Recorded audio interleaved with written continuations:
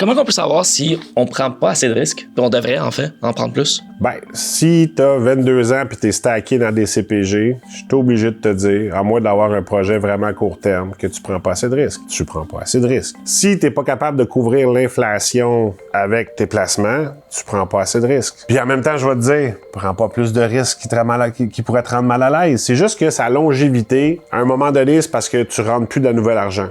Okay? Quand t'arrêtes ta retraite, t'en rentres plus de la nouvelle. Donc, faut que tu te fies à tes actifs. Là, c'est sûr que la crainte de toutes les personnes âgées, en tout cas pas toutes, mais une grande partie, c'est là, je ferai plus d'argent, là, j'en rentrerai plus de nouvelles. Là.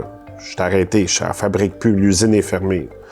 Là, fait que je suis pogné à décaisser l'usine que j'ai. Fait que si je la mets à risque dans du Bitcoin, puis je dis n'importe quoi, puis que ça descend de 50%, bien là, ta qualité de vie vient de changer jusqu'à la fin de tes jours. Que c'est le gros stress des gens.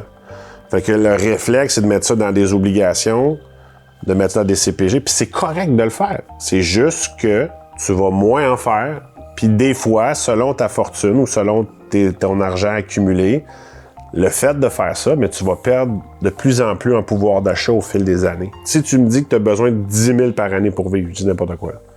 Bien, l'année prochaine, avec 2 % d'inflation, tu as besoin de 10 200. Au fil des années, des fois, une retraite, c'est 30 ans.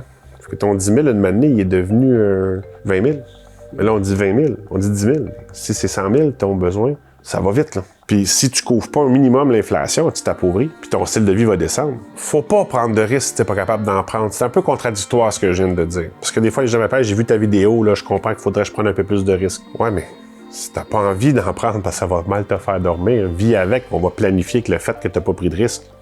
Mais il faut falloir que t'en rendes plus. C'est tout. T'sais, c'est un choix, parce que si tu prends plus de risques puis tu te fais dire, parce que j'entends souvent cette histoire, mais là, le conseiller m'a dit, là, c'est important, là, si une piste 500 a fait du 10, le gars, mon portefeuille l'année passée a fait du 22, puis là, regarde, là, tu vois, il faut que tu prennes du risque, là.